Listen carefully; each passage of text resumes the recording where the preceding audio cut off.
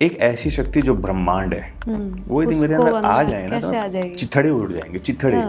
बाद में मैं यूट्यूब करते रहूंगा, लेकिन पहले तो मेरे चिथड़े उड़ेंगे। तो जब सीता माँ अयोध्या आई तो सीता माँ ने करीब करीब 1 माह तक अयोध्या का जल, पानी, खाना कुछ भी ग्रहण नहीं किया गया। क्यों?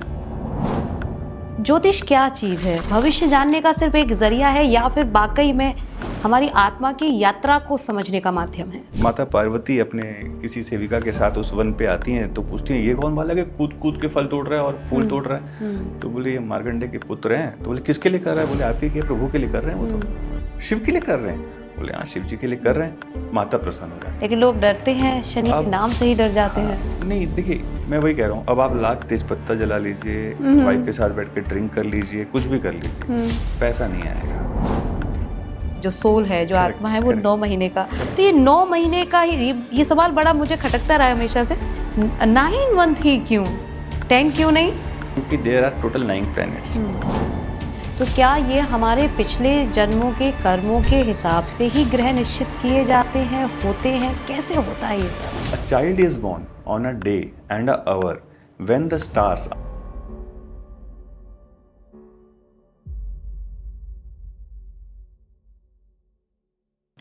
Hello and welcome back in STS। मैं हूं आपके साथ श्रेया गुप्ता।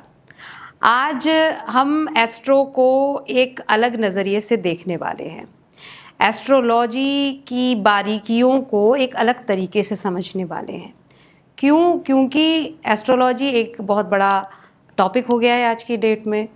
हर कोई जानना चाहता है नई नई रेमेडीज़, हर कोई जानना चाहता है अपनी लाइफ की प्रॉब्लम्स का सल्यूशन, और उसके लिए हम सीधा पहुंच जाते हैं एक एस्ट्रोलॉजर के पास।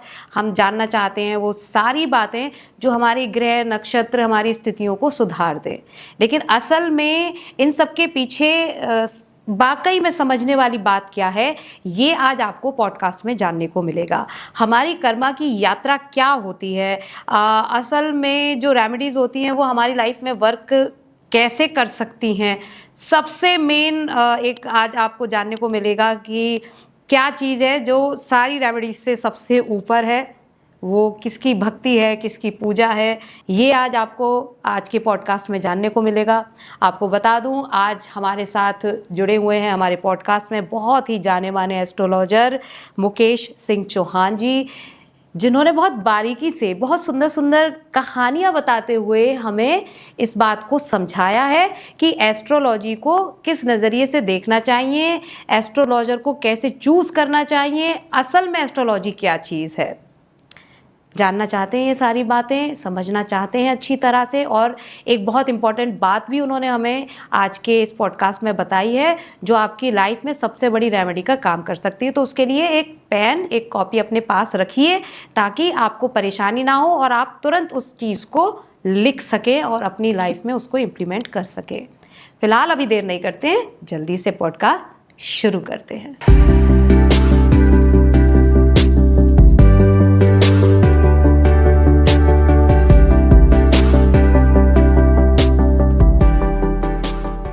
स्वागत है सर आपका STS में। बहुत खुशी हो रही है मुझे आपसे मिलकर। एक अलग सी वाइब्स आपके साथ कनेक्ट कर सकी हूँ मैं आज। और सबसे पहले क्योंकि ज्योतिष की हम चर्चा कर रहे थे और आज का पॉडकास्ट भी हमारा इसी विषय पर है कि ज्योतिष क्या चीज़ है, भविष्य जानने का सिर्फ एक जरिया है या फिर वाकई में हमारी आत्मा की यात्रा को समझने का माध्यम है? बहुत गहरा क्वेश्चन आपने पूछा है। शायद मैं ये मानता हूँ कि जो लोग ज्योतिषी के पास जाते हैं और जो ज्योतिषी लोगों को उनकी समस्याओं का हल देते हैं, most of the time in questions का आंसर उनके पास नहीं रहता। ज्योतिष को आप ये समझ सकते हैं कि वो आपका एक करंट एक्सरे है। मान लीजिए आप किसी डॉक्टर के पास जाते हैं, आप कोई बीमारी से विचलित हैं, परेशान हैं, तो कोई भी डॉक्टर तुरंत आपको मेडिसिन नहीं देता। वो कुछ टेस्ट कराता है, कोई स्कैन्स कराता है, उस स्कैन से वो देखता है कि अंदर प्रॉब्लम्स क्या हैं, क्या नहीं हैं, और फिर मेडिसिन दी जाती है। वैसे ही ज्योतिष भी आपकी सोल का स्कैन है। जब आपका जन्म हुआ तो जो घर के 12 भाव थे, जो 12 राशियां थीं, जो 9 प्लैनेट्स थे, इन्होंने अपना अपना स्थान ग्रहण किया और इस स्थान को जो उन्होंने ग्रहण किया उससे ये डिटरमाइन हुआ कि उसकी आपकी जो आत्मा है वो क्या डिसाइड करके आई है कि वो कितने सुख लेगी, कितने दुख सहेगी, किस किस चीज़ों से आपको लेके गुजरेगी और कैसे आपके लिए मोक्ष का रास्ता बनाएगी। सो ज्योतिष बेसिकली एक माध्यम है कि जब आप जन्म लेते हैं ना, तो आप अपने लग्न में आते हैं, माने कुंडली के पहले भाव में, वो आपका लग्न कहलाता है, जो आप स्वयं होते हैं। वहाँ से आपकी यात्रा स्टार्ट होती है और आप उसके बाद यात्रा करते करते आप कुंडली के 8वें भाव में पहुँचते हैं, जिसे आप हाउस ऑफ डेथ कहते हैं। और उसके बाद, लेकिन यदि आप कुंडली देखेंगे तो उसमें 12 भाव हैं। आप पहले भाव में तो जन्म पे आ गए, 8वें भाव से आपके सोल ने, आपकी आत्मा ने आपका शरीर छोड़ दिया, हाउस ऑफ डेथ। 9, 10, 11, 12 का क्या, 12 को आप हाउस ऑफ मोक्ष कहते हैं, लिबरेशन ऑफ सोल। तो ये जो आपकी जर्नी है 8वें से 12वें भाव की, ये आपको मोक्ष की प्राप्ति कराती है। इसमें कर्म आता है, अच्छा, मोह आता है, माया आती है। 9वां भाव कर्म का, 10वां भाव मोह का और 11वां भाव धन प्राप्ति का। अच्छा। आपने अपने जीवन में इन 3 भावों के लिए क्या फेरबदल किए, क्या उठापटक मचाई अपने पूरे जीवन में, ये डिसाइड करती है कि आपको मोक्ष मिलेगा या नहीं मिलेगा। अच्छा, जो ग्रह नक्षत्र, जैसे कि आपने कहा कि जब व्यक्ति जन्म लेता है तो ये अपना अपना स्थान ग्रहण कर लेते हैं, तो क्या ये हमारे पिछले जन्मों के कर्मों के हिसाब से ही ग्रह निश्चित किए जाते हैं, होते हैं, कैसे होता है ये सब? इसमें ना एक मैं आपको कोट सुनाता हूँ। पर स्वामी परमानंद महाराज ने एक बुक लिखी थी, इंग्लिश का एक कोट है, that a child is born on a day and a hour when the stars are in the celestial harmony with his past life karma, so that the process of the future life and the pending life karma can be determined। माने जब एक बच्चे का जन्म होता है, जिस तिथि पे वो होगा, उस तिथि पे होने का उसका कनेक्शन उसके पास्ट लाइफ कर्मों से बनता है। कि आज यदि कोई बच्चा इस समय जन्म ले रहा है, तो इस समय जो आपका पंचांग के हिसाब से सितारों की गणना होगी, वो उसके पास्ट लाइफ कनेक्शंस को दर्शाएगी और तभी आपका जन्म होगा। मैंने कई बार देखा है कि लोग आते हैं, कई बार मुझसे भी पूछते हैं, कई बार मेरे और भी नॉन लोगों से पूछते हैं कि साहब कौन सा अच्छा मुहूर्त है। कारों के लिए मुहूर्त समझ में आता है, घर में स्थापना की मुहूर्त समझ में आती है। आज की डेट में लोग बच्चों के जन्म का भी मुहूर्त पूछने लगे और मैं उनको ये कोड सुना के अपने घर से तकलिया कर देता हूँ कि साहब ये डेस्टिन्ड है। आप जितनी कोशिश कर लीजिए, आप मुहूर्त निकलवा लीजिए, आप लाखों रुपए खर्च कर दीजिए, बच्चा उसी समय आएगा जब उसको आना होगा। लेकिन ऑपरेशन कराए जाते हैं आजकल, और जैसे कि आप कह रहे हैं टाइम और डे सब चूज कर लेते हैं, सब कुछ होता है, लेकिन वो डेस्टिन्ड है। यदि आपको किसी ने बोला कि भाई सोमवार को 12:15 में बहुत अच्छा मुहूर्त है, और आपने डॉक्टर से रिक्वेस्ट करी और उन्होंने कहा कि भाई नॉर्मल हो सकता है, लेकिन फिर भी आपने कहा सी सेक्शन करवाना है, इस टाइम पे करवाना है, तो वो डेस्टिन था कि वो 12:15 बजे ही आएगा। इसलिए आपके सितारों ने आपके दिमाग में वो उपज डाली, आपने एक मुहूर्त निकलवाया, आपने अपने डॉक्टर से रिक्वेस्ट करी। और कई बार आप देखिएगा कि इवन दो मुहूर्त निकलवाने के बाद भी, सब कुछ होने के बाद भी, यदि उस बच्चे को उस समय नहीं आना है तो ऑपरेशन थिएटर में लाइट चले जाएगी, डॉक्टर की गाड़ी पंचर हो जाएगी, कुछ भी हो जाएगा, बट वो बच्चा उस समय नहीं आएगा, बिकॉज उस समय के सितारे उसके पास्ट लाइफ कनेक्शन के साथ मैच नहीं कर रहे। सो ये तो आप मान के चलिए कि कोई भी शरीर इस धरती पे तभी आएगी जब उसके पास्ट लाइफ कनेक्शन उसके साथ मैच कर देंगे। अच्छा, कर्म कितने प्रकार के होते हैं और इनको क्या हम बदल सकते हैं? कौन ये सब कुछ निश्चित करता है? इसको कैसे समझें? इसके पहले ना मैं आपको एक रामायण की छोटी सी स्टोरी सुना देता हूँ, और शायद इससे आपके व्यूअर्स को ये चीज़ समझ में आ जाएगी कि मोस्टली वो शायद ज्योतिष के पास ना जाए। अच्छा। मोस्टली उसमें ये है कि यदि मैं आपसे पूछूं कि रावण की सबसे बड़ी गलती क्या थी, तो आप क्या बोलेंगे? रावण की यदि मैं किसी से भी पूछूं कि सबसे बड़ी गलती क्या थी, तो हर आदमी शायद यही बोलेगा कि माँ सीता का हरण। सबसे बड़ी गलती उनकी यही रही। अदरवाइज यदि आप उनकी राम जी से तुलना करें तो रावण वास कर्मकांडी, वैश्य ब्राह्मण, उनके खुद के जो दादा थे वो ब्रह्मा जी के वंशज थे, तो वो भी वंशज ही हुए। करेक्ट। तो आप हर जगह यदि देखेंगे तो Ravan was always having the upper hand from Rama, right. गलती ये हुई कि उन्होंने मोह, माया, लस्ट जिसको आप बोलते हैं आज, सीता जी का हरण किया, लेकिन और उसके लिए उनका साल्वेशन जो है मोक्ष नहीं मिला, और इतनी बड़ी लड़ाई हुई और एक ग्रंथ लिखा गया। बट ना, Ravan was the chosen one. Shiv ने उनको चूज किया इस कलयुग में ये बताने के लिए कि सितारे कैसे काम करते हैं। ही was the chosen one of his God, correct. अब कैसे रावण का सीता जी या रावण का राम जी के हाथों मारा जाना वो उसकी स्वेच्छा थी, उसकी इच्छा थी। ये ऐसे हुआ कि जब सीता माँ ब्याह करके अयोध्या आई, ये बहुत से लोगों ने इतनी रामायण पढ़ी है, सब कुछ है, ये शायद नहीं जानते होंगे, मैं आपको चैलेंज दे सकता हूँ इस बारे में। तो जब सीता माँ अयोध्या आई तो सीता माँ ने करीब करीब 1 माह तक अयोध्या का जल, पानी, खाना कुछ भी ग्रहण नहीं किया गया। क्यों? तो लोगों ने उनसे पूछा कि ये शायद जनकपुरी महाराज ने अच्छी कोई उनकी, माने जो बोलते हैं ना आप, संस्कार नहीं दिए अपनी बेटी को। अच्छा। वो इतने तौं में आई हैं, हाँ। ऐसा है वैसा है, लेकिन वो एक सभ्य नारी थी। और वही आज हमारे लिए एक प्रेरणा स्वरूप है इस समाज में।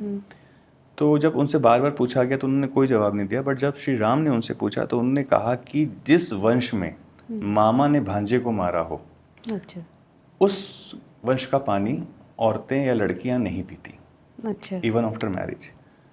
तो किसी को कोई बात नहीं समझ में आई, लेकिन राजा दशरथ ने स्टेटमेंट सुना और उनको ये बात तुरंत समझ में आ गई, क्योंकि राजा दशरथ खुद मामा थे। उन्होंने अपने भांजे श्रवण को मारा था। हाँ। श्रवण को कैसे मारा कि श्रवण जब अपने माँ पिताजी को टूर पे लेके गए और जब उनको प्यास लगी, नदी किनारे उन्होंने उनकी टुकड़ी रखी और उनको पानी पिलाने के लिए वो तट पर गए, और राजा दशरथ महाराज जो थे वो शौक से निकले हुए थे हिरण को मारने के लिए, तो उनको लगा वो एक हिरण की अगबड़ाहट है और वो सोच के उन्होंने उनको मार दिया, जबकि वो थे श्रवण, उनकी माँ उनकी बहन थी रिश्ते में। अच्छा। तो यहाँ पे एक मामा ने अपने भांजे को मार दिया। ओके। ये राजा दशरथ समझ गए। तो उन्होंने सीता से पूछा कि बेटा चलो ये रूल तो है, तोड़ क्या है? तो उन्होंने बोला एक ऐसा पंडित जिसने आज तक किसी के घर का पानी ना पिया हो, किसी घर में कोई पूजा पाठ ना कराई हो, वैसा पंडित यदि इस कुल में आके जल और अन्न ग्रहण कर ले तो मैं पानी पी सकती हूँ। अब पूरे अयोध्या में ऐसे पंडित को खोजने की एक सुगुगाहट चालू हुई, कोई नहीं मिलेगा, क्योंकि पंडित का काम ही यही है। जनक महाराज ने खोजा, नहीं मिला, पूरे भारतवर्ष में खोजा गया, नहीं मिला। फिर किसी ने बताया कि कुछ दूर रावण है जिसने आज तक किसी का कोई पूजा नहीं कराई, पाठ नहीं कराया, वो अपने आप में रावण है, उसके पास सब कुछ है, उसने सारे सितारों को, नक्षत्रों को अपने पाँव में रखा हुआ है, लेकिन वो अहमी है। तो ये मैसेज जो है हमारी मेरठ की पंचकन्याओं में से एक मनोदरी माँ जो उनकी माता हैं, वो मेरठ की हैं आज के परिवेश में। तो उनके पास ये मैसेज पहुंचा, तो उन्होंने उनको, रावण जी को बोला कि यार चले जाओ, क्योंकि एक पत्नी की बात पति नहीं काट पाता है, आप चले जाओ, क्या है, पानी तो पीना है, पूजा कर लेना, ये वो। तो उन्होंने बोला यार मेरे को क्या, मेरे पास किस चीज़ की कमी है, मैं क्यों जाऊँ? तो एक पत्नी के फिर भी कहने पे उन्होंने कहा चल ठीक है आप कह रहे हैं और मैं चला जाता हूँ। ये सब संरचना शिव महाराज करके बैठे हैं। तो वो अयोध्या पहुँचते हैं, राजा दशरथ को पता चलता है कि रावण महाराज आए हैं, वो उनको अंदर न्योता देते हैं, बुलाते हैं, जल ग्रहण होता है, अन्न ग्रहण होता है। अब आप ये मानिए कि जब भी एक नव विवाहित वधू घर पे आती है और पहला खाना बनाती है तो उसको हर आदमी जो जैसे खीर है या पूड़ी पकवाने जब खाता है तो कुछ चीज़ें देता है खुशी के बाहर, करेक्ट। तो वो कहते हैं कि भाई मैंने आपका खाया और आप नवविवाहित वधू हो तो मुझे आपसे कुछ देना चाहिए। तो उन्होंने कहा नहीं नहीं आप ब्राह्मण हैं, ब्राह्मण को दक्षिणा लेनी चाहिए, देना नहीं चाहिए, ये सीता माँ उनको कहती हैं। तो रावण कहते हैं कि ठीक है, लेकिन मैं आज आपसे नहीं मांगूंगा, आप मुझे ये वचन दीजिए कि जब मैं कभी आपसे मांगूंगा तो आप मुझे मना नहीं करेंगे। अब देखिए यहाँ पे एक और चीज़ आता है आज के समाज में कि पति और पत्नी का स्वरूप कैसा होना चाहिए। तो सीता माँ क्योंकि विवाहित हैं तो वो कोई भी ऐसी बात का आश्वासन नहीं दे सकती हैं जब तक उसमें उनके पति परमेश्वर का हाँ ना हो। तो वो ऊपर उठ के देखती हैं तो राम जी से हाँ करते हैं। अच्छा। तो सीता माँ कहती हैं कि ठीक है, ये स्टोरी हो जाती है और सीता माँ फिर वहाँ से अन्न लेना और जल पीना अयोध्या का चालू कर देती हैं और रावण जी अपने वापस पहुँच जाते हैं। अब इसके बीच में वनवास आता है, यहाँ पे एक शनि की महादशा भी है, मैं बाकी यदि हम महादशा पे आएंगे तो मैं बात कर लूँगा। और सीता माँ का हरण होता है, वो अपने वन में लेकर के छोड़ते हैं, सब कुछ होता है, राम जी पहुँचते हैं। अब यहाँ पे देखिए कि ना कभी कभी जैसे लोग बोलते हैं ना दुश्मन हो तो रावण जैसा हो। मैं ना रावण को बहुत प्रेज करता हूँ अपनी लाइफ अच्छा, में, सिर्फ जी। एक चीज छोड़ के, और वो भी उसकी गलती नहीं थी। मैं अगेन कहता हूँ he was the chosen one by Lord Shiva to set an example for Kaliyug कि एक स्त्री की परिप्रेक्ष्य में इज्जत कैसे होनी चाहिए। जी। करेक्ट। तो राम को भी पता है मैं रावण से नहीं जीत सकता, बहुत अच्छे से पता है उनको, किसी भी रूप में नहीं जीत सकता। तो जामवंत महाराज कहते हैं कि भाई देखो वो जिसका भक्त है, यदि हम भी उसकी भक्ति करें तो शायद संभावना पलड़ा है। बराबर हो जाए। हाँ, संभावना है। तो बोले कि भाई साहब अब यहाँ पे हमारी पूजा कौन कराएगा? हाँ, तो भाई यहाँ पंडित चाहिए, सामान जी। चाहिए, और हम तो खुद यहाँ पे उसके घर आए हुए हैं, माने बस नदी के इस पार बैठे हैं। तो बोलते हैं करा तो वही सकता है। हाँ, वहाँ भी वही करने आया था। ठीक है। तो जामन फिर वो कहते हैं राम जी की आप तो उनके दादा के मित्र रहे हैं, आप ही जाके बोलिए।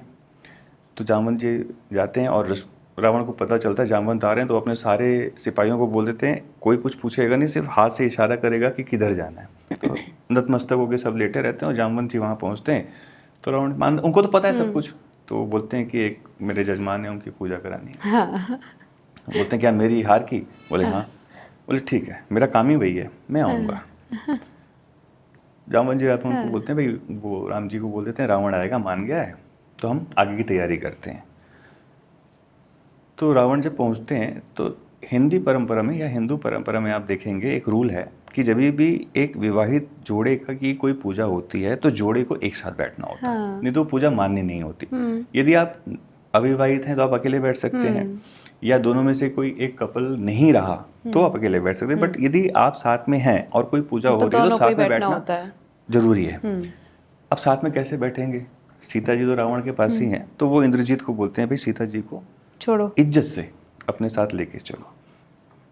और वो वहाँ पहुँचते हैं और एक शिवलिंग का स्थापना करते हैं, पूजा करते हैं। अब राम जी को भी ये नियम पता है कि पूजा तो तभी पूर्ण होगी जब सीता होगी। तो रावण हंसते हुए बोलते हैं इंद्रजीत को कि माँ को ले आओ। देखिए वो माँ कह रहे हैं, माँ को ले आओ। ये रामायण में कहीं नहीं बताया गया है। हाँ। ये आपको यदि सुनना है ये अध्याय ना, तो आपको साउथ की कंबन रामायण पढ़नी पड़ेगी। अच्छा, कंबन रामायण में, ठीक है, उसमें दिया हुआ है ये चीज़। तो वो उनको बोलते हैं माँ को ले आओ।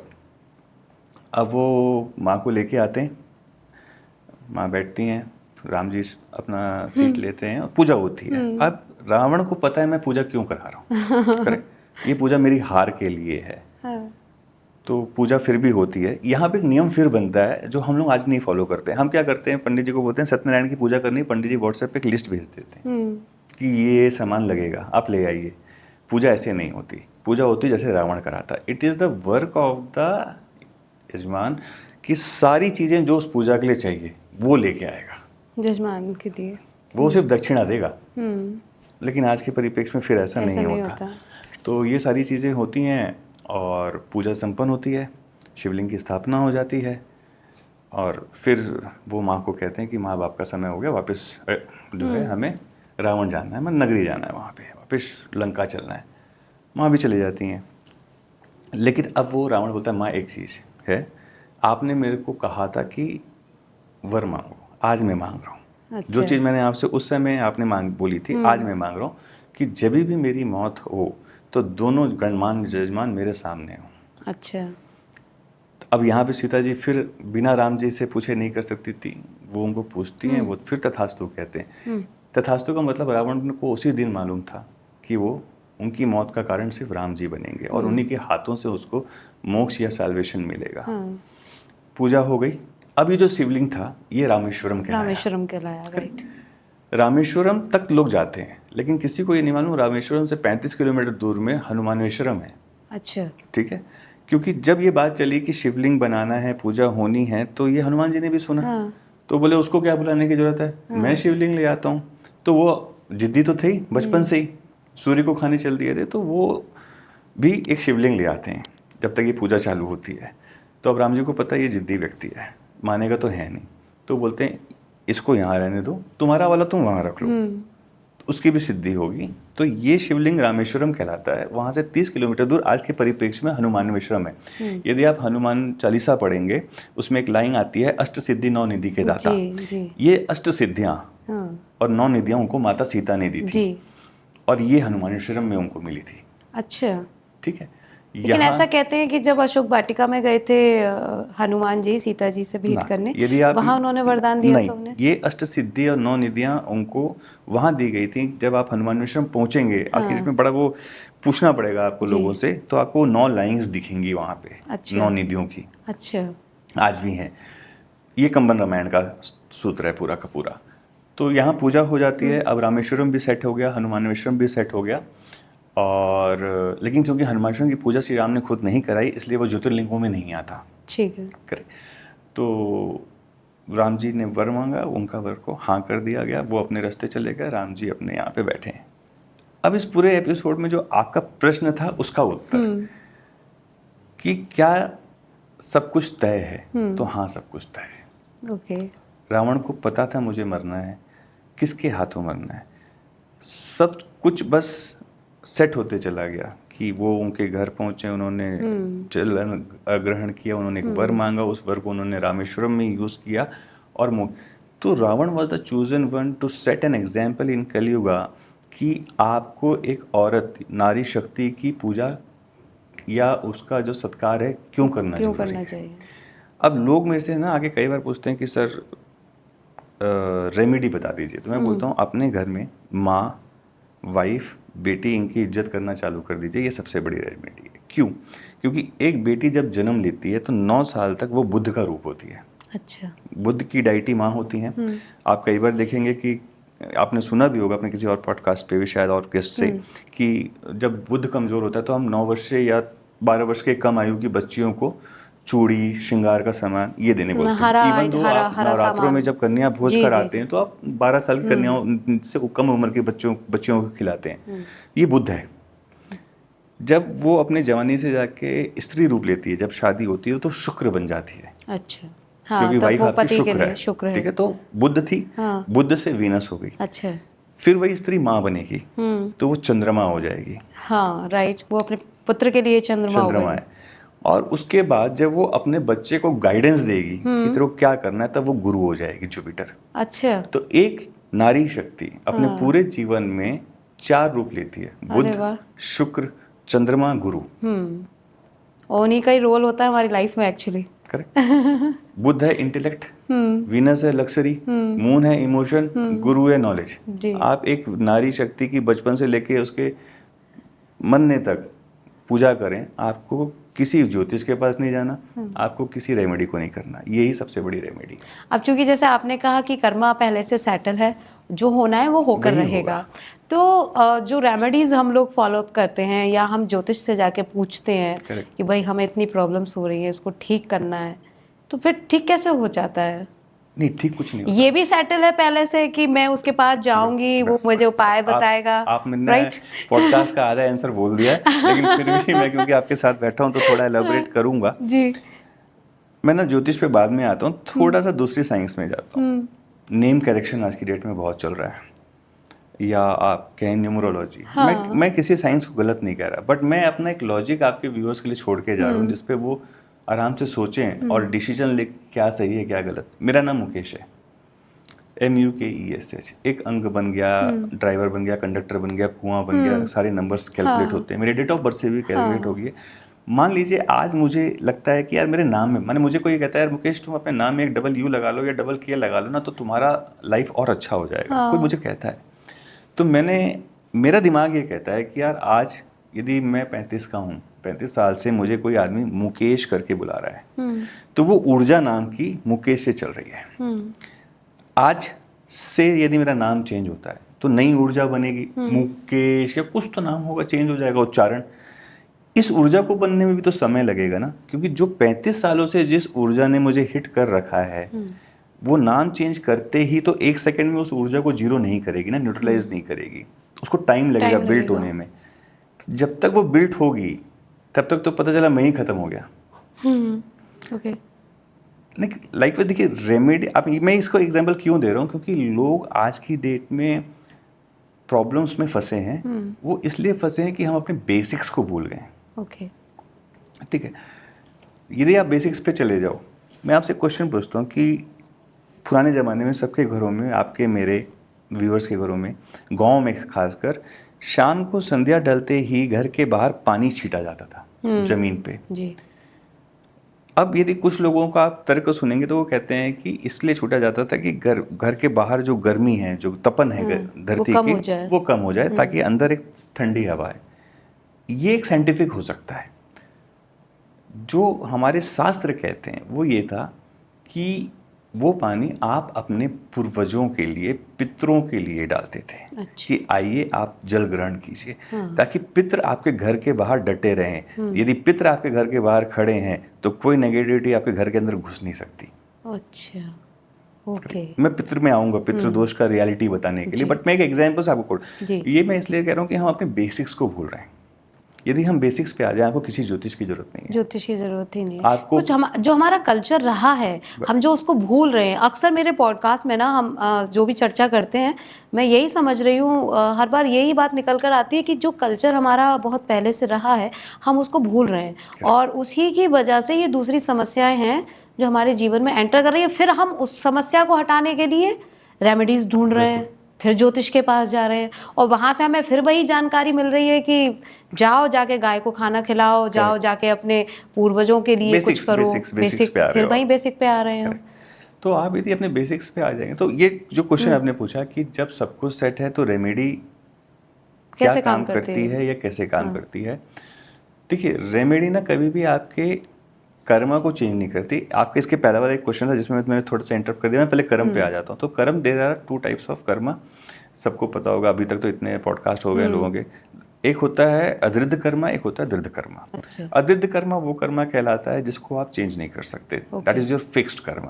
और अदृद्ध कर्म होता है जिसको आप इंग्लिश में फ्री विल कहते हैं, जिसको आप बना सकते हैं, जिसको आप अपने हिसाब से मैनिपुलेट कर सकते हैं, चेंज कर सकते हैं। अब जो मैंने आपको फर्स्ट लाइन में एक एग्जांपल दिया, child is born on a particular day and hour when the stars are in the celestial harmony. This means what, कि आपका क्या ना एक संचित कर्मा भी चलता है। संचित कर्मा एक बैंक बैलेंस है जो आपने अपने लास्ट जितने भी आपके जन्म हुए उसमें आपके जो भी कर्म थे उसको एक अकाउंट में डाल दिया गया।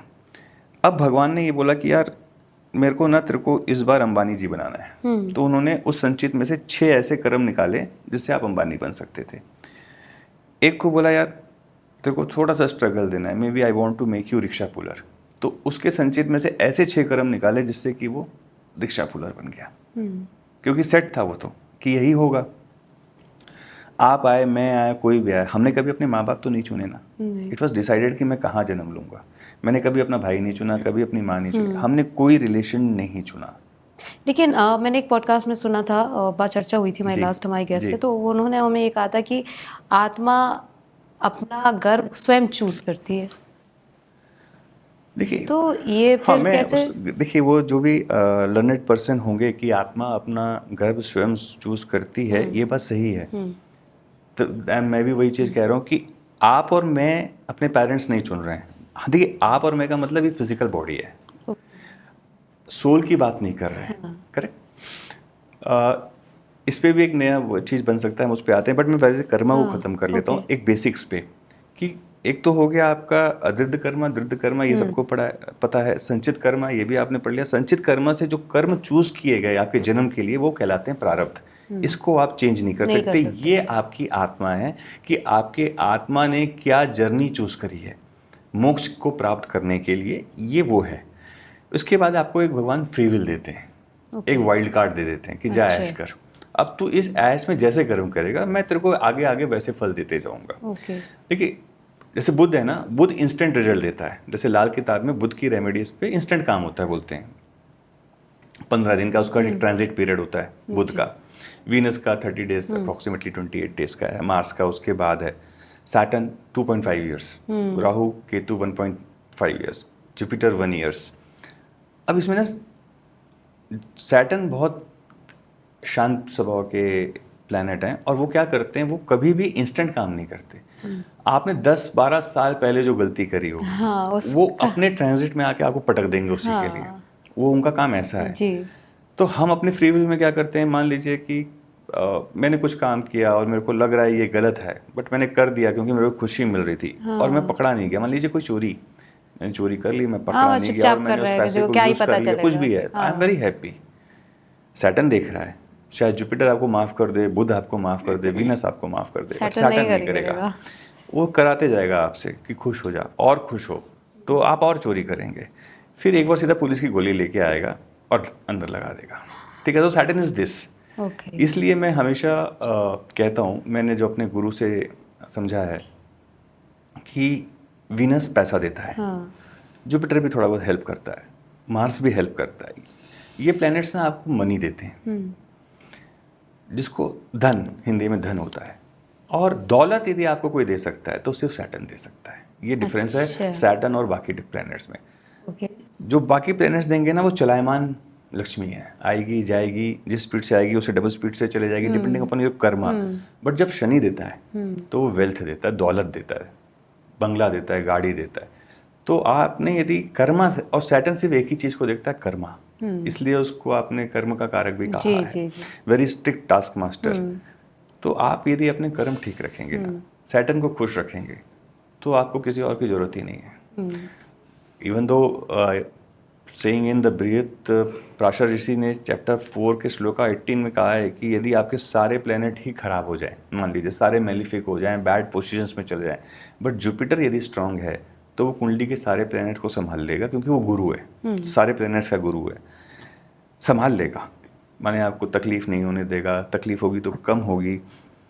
बट धन के लिए आपको सैटर्न की तरफ ही मुंडी उठानी पड़ती है। मतलब बेसिकली आपको कर्म अच्छा करना पड़ेगा, जिसका रिजल्ट आपको मिलेगा ही मिलेगा। लेकिन लोग डरते हैं, शनि के नाम से ही डर जाते हैं। नहीं, देखिए मैं वही कह रहा हूँ, अब आप लाख तेज पत्ता जला लीजिए, वाइफ के साथ बैठ के ड्रिंक कर लीजिए, कुछ भी कर लीजिए, पैसा नहीं आएगा। क्योंकि अब जो आप कर रहे हो ना, वो कर्मा ये है। रिजल्ट मिलेगा। सैटर्न देख रहा है कि आप एक स्त्री के साथ पीने की बात कर रहे हैं या पिला रहे हैं। सो जो आपका ये प्रश्न था कि रेमेडीज कैसे काम करती हैं, तो मैं ये हर व्यक्ति जो इस शो को देखेगा उससे ये पूछना चाह रहा हूँ या बताना चाह रहा हूँ कि यदि इस टाइप की रेमेडीज से काम होता तो कुंडली के 12 भाव, राशियाँ, प्लैनेट्स, नक्षत्र की ज़रूरत नहीं पड़ती। Because there is nothing like कि वन रेमेडी फिट्स ऑल, कि हर आदमी यदि मान लीजिए ड्रिंक करने से विनस स्ट्रॉन्ग होता भी है, एक एग्जाम मान लेते हैं, तो क्या सबको पीने से हो जाएगा? सबके लिए वो वैलिड है? ये गलत है। यहाँ पे मैं थोड़ा सा मैंने यूट्यूब पे आके ये कहना चाहूँगा कि इस तरीके की रेमेडीज़ में ना पड़ें। बिकॉज यदि भगवान ने एक कुंडली नाम की चीज़ बनाई जो कि आपका एक स्कैन है, करेक्ट, तो पहले उस पर विश्वास करें, अपने कर्मा पे विश्वास करें। यदि उसके बाद भी कोई प्रॉब्लम जा रही है और आपका काम नहीं हो रहा है, तो यदि आपको एक ऐसी रेमेडी खोजनी है दैट इज़ कि वो हर किसी व्यक्ति के लिए काम करे, रिक्शा चालक के लिए भी, मेरे लिए भी, आपके लिए भी, और बड़े से बड़े करोड़पति के लिए भी, वो है शिव की भक्ति। अच्छा। अब शिव की भक्ति में बहुत सारे चरण होते हैं, या किसी भी पूजा में बहुत से सारे चरण होते हैं, लेकिन एक यदि व्यूअर्स इस स्टोरी से मेरे कनेक्ट कर जाएंगे तो शायद वो कल से, तो जैसे कि सावन चल रहे हैं, तो मैं आपके व्यूअर्स तक एक शिव की भक्ति की महिमा बता देता हूँ। और यदि लोग इस पे आते हैं तो मुझे लगता है कि उन्हें किसी और रेमेडी की ज़रूरत नहीं पड़ेगी। ऋषि मार्कंडेय हुए, उनके पुत्र भी मार्कंडेय कहलाए। यदि आप गूगल करते हैं कौन चिरंजीवी थे, तो 7 चिरंजीवियों का नाम आता है, जिसमें हनुमान जी भी हैं, परशुराम जी भी हैं, अब सारे हैं। लेकिन एक 8वां चिरंजीवी भी बना, वो भी मार्कंडेय थे। ऋषि मार्कंडेय के पुत्र भी मार्कंडेय ही कहलाए। तो जब ऋषि मार्कंडेय के पुत्र का जन्म हुआ, तो जैसे हर इंसान, कोई भी आप अच्छी चीज़ करते हैं, कार लेते हैं, गाड़ी लेते हैं, बंगला लेते हैं, तो आप पहले पंडित जी से पूजा कराने पहुँचते हैं। तो ऋषि भी अपने गुरु के पास पहुँचे, उनके चरणों पे अपने पुत्र को अर्पण किया कि महाराज इसे आशीर्वाद दें। तो उन्होंने कहा कि अल्पायु है। अब एक पिता जो खुद एक ऋषि हैं, अपने गुरु के मुख से ये सुनते हैं कि मेरे बेटी की अल्पायु है, तो वो इंसान वहाँ टूट जाता है। मैं इसके बाद आपको गुरु के बारे में भी कुछ बता दूंगा, फिर हम आगे बढ़ेंगे। तो उनका मन टूट जाता है, वो बोलते हैं कुछ आप बताएं। बोले नहीं, अल्पायु है, कुछ कर नहीं सकते, महिमा ही वैसी है।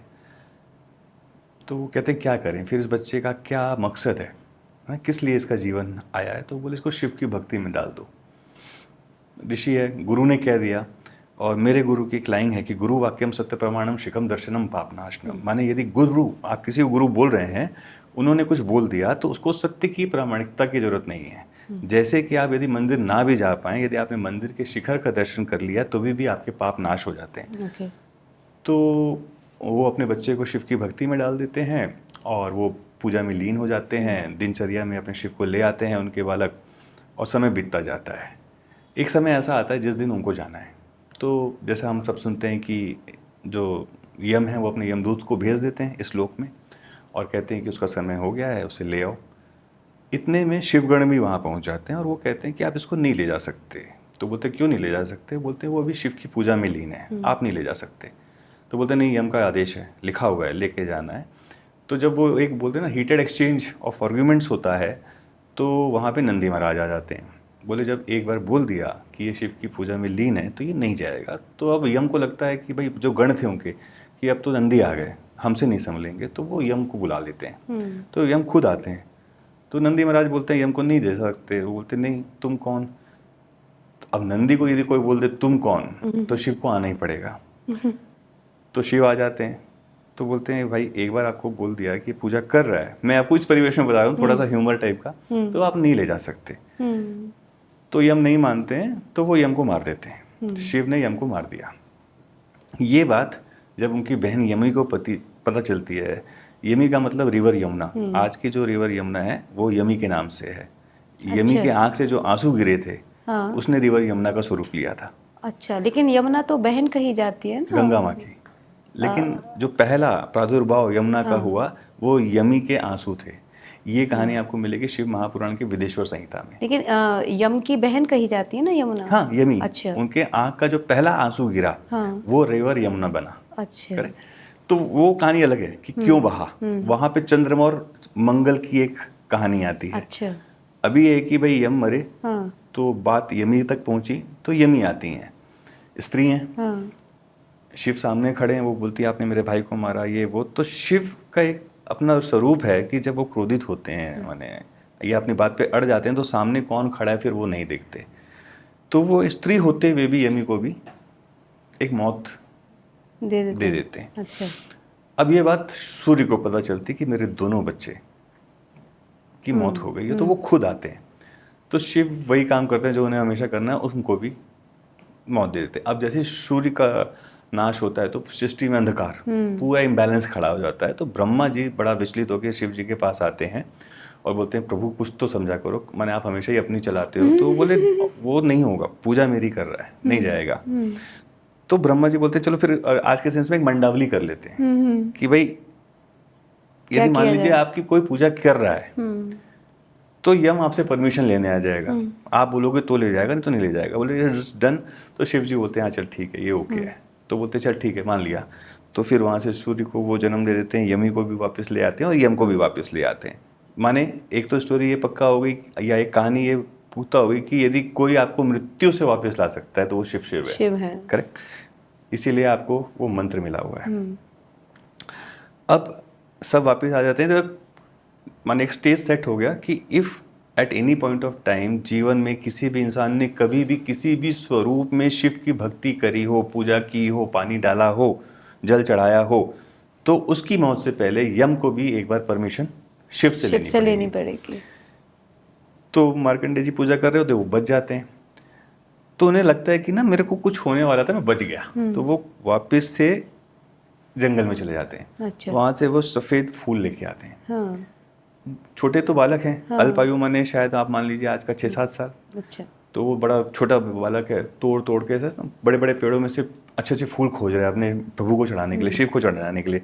इतने टाइम पे माता पार्वती अपने किसी सेविका के साथ उस वन पे आती हैं। तो पूछती हैं ये कौन बालक है, कूद के फल तोड़ रहा है और फूल तोड़ रहा है। तो बोले ये मार्कंडेय के पुत्र हैं। तो बोले किसके लिए कर रहा है? बोले आप ही के प्रभु के लिए कर रहे हैं। वो तो शिव के लिए कर रहे हैं। बोले हाँ शिव जी के लिए कर रहे हैं। माता प्रसन्न हो जाती है। माता बोली इसको चिरंजीवी। अच्छा। चिरंजीवी भाव। अच्छा। उनको तो पता नहीं चला, माता ने आशीर्वाद दे दिया खुश होकर, और ये बच्चा वापस अपनी पूजा में लीन होता है। अब फिर एक समय आता है कि अब तो भैया जाना ही है।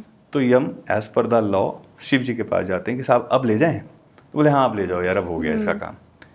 तो बोलते सर प्रभु अभी भी गड़बड़ है। बोले अब क्या गड़बड़ है? माता ने चिरंजीवी का आशीर्वाद दिया। चिरंजीवी का आशीर्वाद है। तो वो सोचते हैं कोई और माता। बोले कौन माता? बोले आप ही के बाजू में बैठी हैं। तो वो उनके तरफ देखते हैं तो बोले मैं क्या करूं? पूजा कर रहा था, मेरे को अच्छा लगा, मैंने चिरंजीवी बोल दिया। तो अब वो फिर शिव कहते हैं भाई अब तो कुछ नहीं हो सकता, चिरंजीवी बन गए। तो अब जो वाली बात हुई कि one remedy that fits all is the भक्ति ऑफ शिव। ओके। आप जल चढ़ाइए, प्लेन जल चढ़ाइए, सावन फिर से है ही है, और मुझे लगता है इसके बाद आपको किसी भी अन्य रेमेडी की ज़रूरत ही नहीं पड़ेगी। मतलब लाइफ में अगर ग्रहों नक्षत्रों को बैलेंस करना है, कुछ भी करना है, तो शिव की भक्ति कीजिए। अब लेकिन शिव की भक्ति को लेकर भी कई कई रेमेडी सामने आ जाती हैं कि शिव जी पर आप अगर ग्रह बैलेंस करने हैं तो कहते हैं कि मंगल के लिए लाल मसूर की दाल चढ़ाएं, बुध को बैलेंस करना है तो हरी दाल चढ़ाएं। तो ये सारी चीज़ें वर्क करती हैं? मैं यहाँ पे एक आपसे लिबर्टी लेता हूँ ताकि मुझसे कोई स्टेप्स में गलती ना हो जाए जी। ये जो हम पूजा की बात करते हैं, हर पूजा में there are 27 steps involve. Okay. तो मैं आपके व्यूअर्स को एक ऐसी पूजा बता के जा रहा हूँ कि ये कभी फेल नहीं होगी और किसी के लिए फेल नहीं होगी। हो जाए तो वो आपको कमेंट आके जरूर करें। जी बिल्कुल। करेक्ट। देयर आर 27 नक्षत्र, ठीक है। हर नक्षत्र में 4 पदा होते हैं, तो 27 इंटू 4 108 नक्षत्र पदा के कॉम्बिनेशंस बनते हैं। आपको कुछ नहीं करना है, अपनी कुंडली खोलिए, आपका एसेंडेंट माने लग्न का स्वामी किस डिग्री पे बैठा है ना, वो डिग्री देख लीजिए। तो मान लीजिए, या डिग्री भी मत देखिए, यदि आपको उसमें भी कंफ्यूजन है तो अपनी कुंडली में ये देख लीजिए कि भाई जन्म के समय मेरा चंद्रमा किस नक्षत्र में था। मान लीजिए किसी का चंद्रमा जैमिनी का है, राशि उसकी मिथुन है, तो वो आर्द्रा में होगा 4 चरण में और 2 अलग चरण में होगा। तो मान लीजिए वो कहता है कि मेरा आर्द्रा का 4था चरण है, तो वो ये, अब देखिए आप कोई भी जो आपके डाइटी होंगे, जैसे शिव भी हो सकते हैं, हनुमान भी हो सकते हैं, माता भी हो सकती हैं, साईं बाबा भी हो सकते हैं, तो हर डाइटी के 108 नाम नेट पे अवेलेबल हैं। ये 108 नाम किससे करस्पॉन्ड करते हैं? जो मैंने आपको बताया 27 नक्षत्र और उनके 4 पदा, ये भी 108 होते हैं। तो मान लीजिए मैं कहता हूँ मेरा अश्वनी का नक्षत्र का पदा 1 है, अश्वनी पहला नक्षत्र हो गया, पदा 1 है, तो जो पहला नाम होगा उन 108 में, ये आपका ब्रांड नेम बन जाएगा। आप इस नाम की भक्ति स्मृति चालू कर दीजिए अपने जीवन में, आपको कोई प्रॉब्लम नहीं छुएगी। अच्छा, ठीक है। कोई कहता है मेरा आर्द्रा का 4था चरण है, तो वो नंबर देख ले लिस्ट में कि आर्द्रा 4था चरण 33वें नंबर पे आता है, तो वो 108 में 33वें नंबर पे उस प्रभु का जो नाम दिया है, आप उसकी भक्ति चालू कर दें। अच्छा, ठीक है। आपको कोई रेमेडी नहीं चाहिए, कोई ज्योतिष नहीं चाहिए। काम इसके बाद भी नहीं बन रहा हो गलती से, तो एक और मैं आपको बता रहा हूँ कि जब पूजाएं होती हैं ना, तो पूजा में आपने देखा होगा कि जो पंडित जी आते हैं वो याचमन भी कराते हैं, मौली धागा को तोड़ के भगवान को नए वस्त्र के रूप में चढ़ाते हैं, पुष्प होता है, फल होता है, मिठाइयाँ होती हैं, भगवान का आह्वान होता है, भगवान को वापस भेजा जाता है। तो ये जो पूरी पूजा होती है, इसमें 27 चरण होते हैं। ओके। 27 चरणों में पूजा की जाती है। कोई भी हिंदू धर्म की पूजा हो, चाहे सत्यनारायण हो, चाहे रुद्राभिषेक हो, चाहे कोई भी हो। ठीक। मैं आपको 27 पूजा का नाम बता रहा हूँ और उनके साथ 27 नक्षत्र बता दे रहा हूँ। करना क्या है इसके बाद में आपको बता दूंगा। व्यूअर्स इसको थोड़ा सा आगे पीछे रिवाइंड एंड फास्ट फॉरवर्ड करके देख सकते हैं। अगर चाहें तो आप कॉपी पेन भी रख लें, बैठ सकते हैं, ताकि आसानी रहे आपको उसको समझने के लिए। और तो मैं थोड़ा सा स्लो भी जाऊंगा इस चक्कर में, ताकि आप लिख पाएं और आप उसको समझ पाएं। तो सबसे पहला स्टेप जो नक्षत्रों में होता है वो ध्यानम। आप ध्यान करते हैं, ध्यान करें। और ये जो मैं 27 नक्षत्र बता रहा हूँ, ये मैं शिव की भक्ति के बता रहा हूँ। हर भक्ति में यही होता है, लेकिन शिव को आप कुछ भी चढ़ा सकते हैं। माँ के ऊपर नियम है, हनुमान जी के ऊपर कोई पुजारी आपको रोक सकता है, लेकिन शिव के ऊपर कभी कोई पुजारी मंदिर आपको नहीं रोकेगा। आप अपने घर पे जो चाहो वो भोगड़ बाबा पे चढ़ा दो। तो यदि मान लीजिए, जैसे ध्यानम समर्पयामि हम बोलते हैं, ये पहला स्टेप ऑफ द पूजा है। इसके नक्षत्र के स्वामी है अश्वनी। इसका मतलब यदि किसी का जन्म अश्वनी नक्षत्र के किसी भी पदा में हुआ हो, वो सिर्फ भोला बाबा के सामने जाके ध्यान करे, तो उसकी प्रॉब्लम खत्म होना चालू होगी, गारंटी है। अच्छा। लिखा कहाँ पे है? शिव पुराण चैप्टर 4 श्लोक 18 वर्स 9। अच्छा, ठीक है। आप जाएं और YouTube कर लें, या गूगल भी कर सकते हैं। ये चीज़ आपको नहीं मिलेगी। ये मैं आपको अपने गुरु की कोई ऐसी ट्रेड सीक्रेट्स बता रहा हूँ जिससे शायद सबका भला हो जाए। तो पहला स्टेप होता है ध्यान समर्पयामि, अश्विनी नक्षत्र, आवाहन। भगवान का आवाहन करते हैं। आप दिल से भगवान को भक्ति करके अपने घर पे बुलाएं। स्वामी भरणी नक्षत्र। अच्छा। यदि आपका जन्म भरणी नक्षत्र के किसी भी पदा में हुआ है, तो आपको हर दिन सुबह उठ के सिर्फ भगवान का आवाहन करना है। ठीक। आसनम समर्पयामि, नक्षत्र कृतिका, ठीक है। आसनम समर्पयामि में आपको मन से भगवान को ये बोलना है कि आइए प्रभु विराजमान होइए, ठीक है। वैसे ही पाद्यम समर्पयामि माने आप प्रभु के चरणों को पानी से धो रहे हैं, ठीक है। अर्ध्यम समर्पयामि आप उनके हाथों को धो रहे हैं। आचमनियम समर्पयामि आप उनका आचमन करा रहे हैं। स्नानम समर्पयामि आप उनको स्नान करा रहे हैं। तो ये अश्वनी होगा। तो अब मैं एक बार फिर से रिपीट कर देता हूँ, नक्षत्रों का नाम शायद मैं भूल गया। ध्यानम समर्पयामि अश्वनी, आह्वानम समर्पयामि भरणी, आसनम समर्पयामि कृतिका, पाद्यम समर्पयामि रोहिणी, अर्ध्यम समर्पयामि मृगशिरा, आचमनियम समर्पयामि आद्रा, स्नानम समर्पयामि पुनर्वसु, अभिषेकम पुष्य, प्रतिष्ठयामि अश्लेषा, वस्त्रम मघा, यज्ञोपवीतम पूर्व फाल्गुनी, गंधम समर्पयामि उत्तर फाल्गुनी, अक्षतम हस्त नक्षत्र, पुष्पम चित्रा, अष्टोत्तर पूजा, offering the holy 800 name of any deity, Swati, धूपम समर्पयामि विशाखा, दीपम दर्शयामि अनुराधा, नैवेद्यम ज्येष्ठा, फलम मूल, तांबूलम पूर्वषाढ़ा, दक्षिणम उत्तराषाढ़ा, महानिरंजनम श्रवणा, प्रदक्षिणम धनिष्ठा, नमस्कारम सत्रक, मंत्रपुष्पम पूर्व भाद्रपदा, प्रार्थनम समर्पयामि उत्तर भाद्रपदा एंड क्षमापनम समर्पयामि रेवती। आप इन 27 पूजा के स्टेप्स में जो आपके 27 नक्षत्रों के नाम हैं, आप देखिए आपका जन्म किस नक्षत्र पे हुआ है, पदा यहाँ पे मैटर नहीं करेगा। आप सिर्फ उस स्टेप को अपने जीवन में ले आइए, आपके काम बनना चालू हो जाएंगे, चाहे वो जितने भी टफ हों। ओके, मतलब स्टेप ही, केवल एक स्टेप भी अगर फॉलो कर रहे हैं, एक ही स्टेप करें, क्योंकि एक नक्षत्र का एक स्टेप है एनफ, है ना।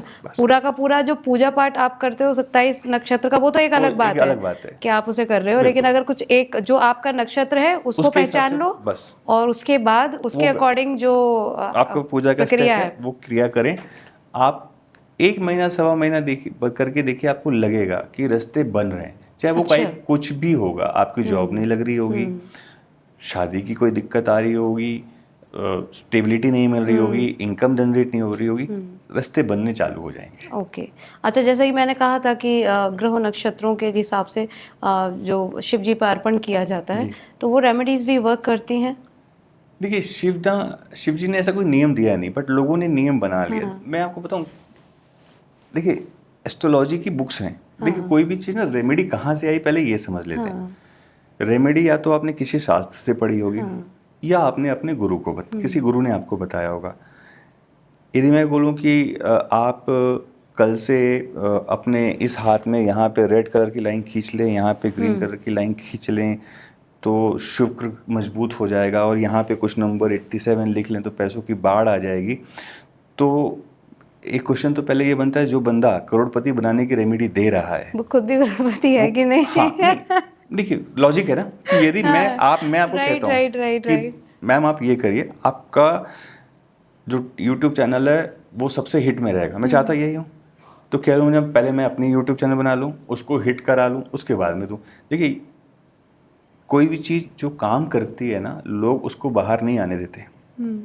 सबसे बड़ा कारण यही था कि मंत्रों को कीलक किया गया जी। शिव जी ने ये देखा कि कुछ मंत्र ऐसे हैं जो कलयुग में यदि लोगों को इसकी सिद्धि प्राप्त हो गई तो ये तांडव मचा देंगे, तो उन्होंने उन मंत्रों को कीलक कर दिया। Right, correct. लोग, मैं आपके शो में बोल रहा हूँ, और शायद लोग इसको समझते भी हों, लेकिन वो मानना नहीं चाहते। लोग कहते हैं मेरे को माता आती है, ठीक है, मैं शिव का भक्त हूँ, जितनी भी पूजा हो सकती है मैं करने की कोशिश करता हूँ, जब नहीं होती मैं सॉरी बोल के सामने से निकल भी लेता हूँ। ऑफिस लेट हो रहा है हो, और जिस दिन भक्ति में बैठ गया तब तो पंडित को ये भी लगता है कि इससे बड़ा पंडित कोई दुनिया में पैदा नहीं हुआ होगा, ये भी उनको लगता है। लेकिन आप ये देखिए कि जो माने concept is not about puja, it is about your bhav. Right, आप किस भाव से ईश्वर को समर्पित कर रहे हैं, इस पर डिपेंड करता है। फिर आप चाहे कुछ भी चढ़ाएं या कोई भी रेमेडी आप कर रहे हो। इस बात को तो खैर मैंने भी महसूस किया है, क्योंकि मैं भी शिव की भक्त हूँ और उनकी आराधना करती हूँ। तो छोटे से कहा, जब मैं बहुत छोटी थी तो मेरी माँ मुझे बताती हैं कि मेरे भाई, हम बहनें हैं, भाई नहीं था, तो मैं सावन के महीने में रोज एक लोटा जल लेकर जाती थी शिव जी पे चढ़ाने के लिए कि मुझे एक भैया चाहिए। बोले कि तू और कुछ नहीं कहती थी, बस शिव जी पे जल चढ़ाती थी और इतना बोलती थी कि मुझे एक भैया दे दो। और बहुत बहुत बारिश होती थी तो हम तुझसे मना करते थे, गिर जाएगी, कीचड़ है, न मत जा। इवन दो कि नहीं मानती थी और मुझे जाना ही जाना है, गिरती थी, ड्रेसेस गंदे करके आती थी, लेकिन मैं जाती जरूर थी और जल चढ़ाती थी। और बोले बस एक ही सबसे कहती फिरती थी कि मैं शिव जी से मांगती हूँ एक भैया मुझे दे दो। तो बोले कि शायद इसी वजह से आज मेरे भाई है एक, तो वो बहुत खुश होती है। वो वही बात उन्होंने हमें समझाया भी है। मेरी माँ भी काफ़ी भक्त पूजा पाठ करती हैं, तो उन्होंने ये समझाया है कि भाव, और हमने समझा भी है कि जितना भाव से आप ईश्वर को समर्पित करो उतना काफ़ी है। कोई नियम, वो एक अलग बात है कि आप नियम फॉलो करो तो शायद और ज़्यादा फायदे मिलते हों, लेकिन कई बार नियम में अगर गलती हो जाए तो भी मुश्किल हो जाती है। इसीलिए उससे तो अच्छा है कि भाव से एक फूल समर्पित करो, उसमें भी मजा है, भोले बाबा मिलेंगे। आप सही कह रहे हैं। इसीलिए कोई भी आप पूजा देखें तो पंडित जी आखिरी में हमसे क्षमा याचना कराते हैं। मैंने इस स्टेप में भी आखिरी क्षमापण बोला है कि गलती तो होगी, प्रभु से माफी मांग लेते हैं।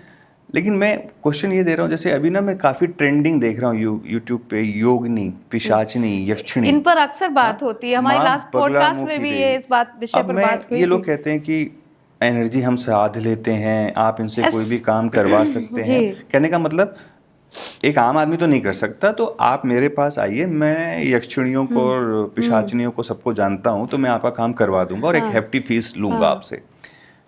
ऑल ओके, मैं उसमें नहीं जा रहा। मैं व्यूअर से ये पूछता हूँ कि किसी ने क्या माँ के स्वरूप को जाना है? देखिए, मैं पॉडकास्ट में 10 घंटे का भी आपके साथ कर सकता हूँ, शायद मेरा मुंह बंद नहीं होगा, बट एक लिमिटेशन हर चीज़ के सामने, इसलिए मैं थोड़ा सा लोगों तक पहुँचूँ। अच्छा लगे तो कमेंट करें, तो मैं मैम के पास दोबारा हूँ और आपको कुछ ऐसी चीज़ें फिर बता के जाऊँ कि आपको भी अच्छा लगे। माँ का प्रादुर्भाव कैसे हुआ कोई नहीं जानता। मार्कंडेय पुराण अध्याय 7 और 8 में दुर्गा सप्तशती का विवरण किया गया, जहाँ से दुर्गा सप्तशती बाहर आई। दुर्गा सप्तशती का 2nd अध्याय यदि आप पढ़ेंगे, ठीक है, तो वहां पे माँ का प्रादुर्भाव के बारे में आया कि जब असुरों ने, दानवों ने मिलके पूरे भगवानों के सारी शक्तियाँ, अच्छी चीज़ें, धन, सब कुछ छीन लिया, तो थक हार के वो शिव जी के पास पहुँचे। वहाँ पे ब्रह्मा जी भी थे, वहाँ पे विष्णु जी भी थे, और उन्होंने अपने मन की व्यथा सुनाई। तो शिव जी क्रोधित हो गए। उनके क्रोध से एक तेज उत्पन्न हुआ। उस तेज में ब्रह्मा जी ने भी अपना तेज डाला, उस तेज में विष्णु ने भी अपना तेज डाला। सूर्य की कांति, इंद्र की शक्ति, कुबेर का धन, खजाना, सब, माने जितने देवता गण वहां थे, सबकी शक्ति कुछ दिया। तो माँ का एक स्वरूप बना। तो माँ के अंदर क्या है? 33 कोटि देवी देवता, माने 33 कोटि देवी देवता माँ के अंदर है। इसमें यदि करंट टाइम अराउंड 230 वोल्ट का छूं तो मैं शायद 4-5 फीट नीचे गिरूंगा। 25,000 वोल्ट की यदि मैं रेलवे लाइन पे चढ़ जाऊं तो मैं जल के राख हो जाता हूं। एक ऐसी शक्ति जो ब्रह्मांड है, वो यदि मेरे अंदर आ जाए ना तो चिथड़े उड़ जाएंगे, चिथड़े। बाद में मैं यूट्यूब करते रहूंगा, लेकिन पहले तो मेरे चिथड़े उड़ेंगे। आप कैसे कह सकते हो कि मैं माँ को साध सकता हूँ? हो ही नहीं सकता। आप देखिए, शिव के साधक आपको फिर भी मिल जाएंगे, जो माँ के साधक होते हैं ना, वो आपको मिलेंगे ही नहीं। वो चुप बैठे रहते हैं, वो शक्ति में लीन होते हैं। माने शक्ति है ना, आप कैसे बोल रहे हो? यदि आप दुर्गा चालीसा पढ़ोगे तो उसमें तो कहते हैं कि 64 योगिनियां नित्य करत भैरू। किसको प्लीज करने के लिए? माँ को प्लीज करने के लिए। कौन? शिव नाच रहे हैं, किनके साथ? उनके 64 योगिनियों के साथ में। आप प्रभु को चैलेंज दे रहे हो कि मैं आपकी योगिनियों को ले रहा हूँ। फेक। आप कौन पिशाचनी, दिस दैट। मैं बोलता हूँ इसका यदि 1% भी किसी ने हैंडल कर लिया ना, तो वो भक्त वाकई भक्त है। और यदि उतना होगा तो वो यूट्यूब पे तो नहीं आएगा कम से कम। अब लोग तो बस कई सारे केसेस ऐसे सुनने में आते हैं कि लोग कर्ण पिशाचनी को सिद्ध करने में लगे हुए हैं, और फिर उसके डिसएडवांटेज भी उनको फेस करने पड़ते हैं ना। जब आप गलत माध्यम चुनेंगे, रास्ता ही गलत चुनेंगे, गलत विचारधारा के साथ चुनेंगे, तो वो तो और ज़्यादा नुकसान देगा आपको। आपने बोला कि उनको फेस करने पड़ते हैं। मैं बोलता हूँ मैम, यदि आप ट्रू एस्ट्रोलॉजर हैं, आप मुझे दुनिया में ऐसा एस्ट्रोलॉजर खोज के लाके दीजिए जो अंबानी है, जो अदानी है। क्या मैं अपनी कुंडली देख के पहले अपना नहीं ठीक करूंगा? जी। मैं करोड़पति पहले अपने आप ये को सवाल भी मैंने किया था, क्योंकि जैसे एक आप हमें बता सकते हैं कि हम अमीर कैसे होंगे, तो या हम अपने जीवन में मुश्किलें दूर कैसे कर सकते हैं, तो एक ज्योतिष सबसे पहले तो खुद को देखे ना, खुद की नहीं कर कुंडली से सकता, संवार कर्मा सकता है इज खुद सेट। को। देखिए ज्योतिष में ना एक चीज़ आपको मैं बताता हूँ, ज्योतिष लोग कहते हैं मैं एस्ट्रोलॉजर हूँ। देखिए अब मैं बीटेक करके आया, 4 साल की मेरी डिग्री थी, मैंने 56 सब्जेक्ट पढ़े, 8 सेमेस्टर दिए, एग्ज़ाम दिया, टेस्ट हुआ, इवैल्यूएशन हुआ, नंबर आए, पास हुआ। इस फील्ड में प्रॉब्लम क्या है कि इसका इवैल्यूएशन आप करोगे कैसे? अब जैसे लोग कहते हैं कि Bible of astrology is Parashar Rishi, बिल्कुल सत्य कहते हैं। मैं आपको चैलेंज देता हूँ, 80% ऑफ द यूट्यूब गेस्ट जो पॉडकास्ट पे आते हैं उन्होंने BPHS का पहला श्लोक नहीं पढ़ा होगा। अच्छा पहला श्लोक नहीं पढ़ा होगा, यदि पहला श्लोक पढ़ लेते तो पॉडकास्ट पे नहीं आते। अच्छा। ठीक। और सिर्फ पराशर ऋषि नहीं है, पराशर जी गए तो दूसरे ऋषि आए, ऋषि भूपल हुए, आपके पराशर के बाद शरावली आई, फिर आपका फल दीपिका आई, फिर आपका माने there are lots of ancient text. ये तो हम सब जान रहे हैं। रियल एस्ट्रोलॉजी तो शिव पुराण में है। ओके यदि इस सृष्टि में एस्ट्रोलॉजी में कोई उपाय दिए गए तो वो सिर्फ शिव पुराण में लिखे गए, ओके। शिव ने दिए। इसके बाद आप पढ़ेंगे गरुड़ पुराण। जब भी हमारे घर में किसी की डेथ होती है, कुछ होता है, तो हम गरुड़ पुराण का पाठ रखवाते हैं। गरुड़ पुराण का पाठ से हम क्या सीखते हैं? गरुड़ पुराण के पाठ से ये सीखते हैं, बॉस कर्मा को संभाल ले, नहीं तो इतने कष्ट भोगने पड़ेंगे। डेफिनेटली। वो हम सुन रहे होते हैं, समझ नहीं रहे होते हैं। यदि समझ जाते कुछ देर को तो सुनते हैं, रूह फिर काम भूल जाते जाती। हैं। करेक्ट। तो वो गरुड़ पुराण हो गया। लेकिन गरुड़ पुराण का हम क्या करते हैं, सिर्फ पहला अध्याय खत्म करवाते हैं। हाँ। यदि आप उसके 5वें और 6ठे अध्याय पे चले जाओ, it is all about astrology. Okay. Correct. मैंने वर्ड्स यूज नहीं कर सकता, बट पुराने ज़माने में महाराजा राजा किस तरीके से यूरिनल्स में जाते थे, खड़े होते थे, किस तरीके से वो पूरा एक यूरिन का जो प्रोसेस होता है वो देख के राजयोग ये कहता देता था कि आप ये जंग जीतोगे कि नहीं जीतोगे। अच्छा। ये चीज़ मेंशन है गरुड़ पुराण में। यदि आप नारद पुराण में चले जाएं तो वो आपको ये बता देगा कि बेटी होगा, बेटा होगा, किस समय होगा, कैसे होगा, आपके सिम्टम्स से। तो ये सारी चीज़ें ना, ये सारे टेक्स्ट किसी ने पढ़े ही नहीं है। चाहे आप नारद पुराण की बात करें, गरुड़ पुराण की बात करें, आप शिव पुराण की बात करें, आप BPHS की बात करें, शरावली, फल दीपिका, मंतेश्वरा, ये नाम है बस। यदि कि मैं क्यों बोला आपको कि यदि कोई फर्स्ट लोग पढ़ ले तो यूट्यूब पे नहीं आएगा, क्योंकि यदि आप प्रश्न मार्ग में जाते हैं या प्रश्न शास्त्र पे जाते हैं, जो कि केरला में बहुत फेमस है। देखिए यदि कोई जातक कोई प्रॉब्लम लेके किसी के पास जाता है तो सबसे पहले उसका काम ये है, जिसके पास वो गया है, सबसे पहले वो अपनी कुंडली चेक करता है कि इस जातक का प्रश्न देने के लिए भगवान या नियति ने मेरे को अलाउ किया है या नहीं। अच्छा। यदि किया है तो क्या ये समय सही है कि नहीं जवाब देने के लिए। अच्छा। और यदि समय सही है तो क्या रेमेडी देने के लिए अलाउ किया है कि नहीं। अच्छा। यदि आपके समय, मान लीजिए कोई जातक किसी के पास जाता है, या खासकर मैं अपनी बात कर रहा हूँ क्योंकि जो मैं प्रैक्टिस करता हूँ, तो मैं उसी समय पहले एक प्रश्न कुंडली बनाऊंगा। उस प्रश्न कुंडली में मैं देखूंगा कि मेरे को भगवान क्या बोल रहे हैं। तो ये होता क्या, ये प्रश्न कुंडली है क्या, और इसे कैसे समझें? ये ऐसे समझ लीजिए मैम कि आप डॉक्टर के पास गए और आपने बोला कि सर 4-5 दिन से फीवर आ रहा है। तो फीवर का रीज़न नापने के लिए वो कहेंगे कि यार एक बार ऐसा करते हैं, एक CBC करा लेते हैं, एक टेस्ट करा लेते हैं। तो आप छूटते बोलते हैं अरे ये है ना सर रिपोर्ट 3 महीने पहले कराई थी। तो वो कहते हैं यार ये रिपोर्ट 3 महीने पहले है, बुखार अभी आया है, तो ये रिपोर्ट नल एंड वॉइड हो गई। ओके, तो कुंडली एक साइड हो गई।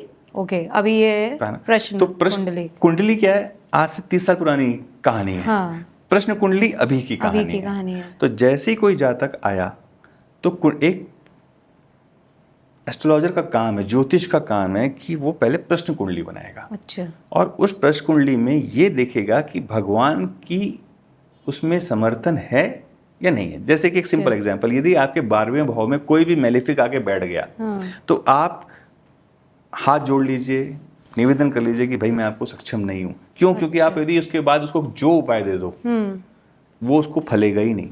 अच्छा। यदि 12th में मैलेफिक बैठा हुआ है तो। ओके। ठीक है। अब 12th में मैलेफिक बैठा, मान लीजिए सैटर्न बैठा है, तो सैटर्न ट्रांजिट कब करेगा? 2.5 साल के बाद करेगा। भाई कुंडली तो प्रश्न कुंडली है, और सैटर्न यदि 12वें हाउस में बैठा है तो ये अगले 2.5 साल तक यहीं बैठा रहेगा। राइट। तो अब इसका मतलब क्या हुआ कि इस 2.5 साल के दौरान जो भी कोई बंदा आएगा, क्या मैं सबको मना करूंगा? लॉजिक क्वेश्चन अब ये भी आएगा यूट्यूब पे कि भाई आप बोल रहे हैं कि यदि 12वें भाव में मेलेफिक बैठ गया गलती से और मेलेफिक सैटर्न बैठ गया, वो तो 2.5 साल के बाद घर चेंज करेगा। तो 2.5 साल तक क्या आप हर व्यक्ति को मना करते रहोगे? हाँ। तो आपका घर कैसे चलेगा? आप पहला ज्योतिष क्वेश्चन कैसे तो करोगे? मेरा पेशा ये है नहीं, मेरे पास अपनी फुल जॉब है प्राइमरी ब्रेड एंड बटर के लिए।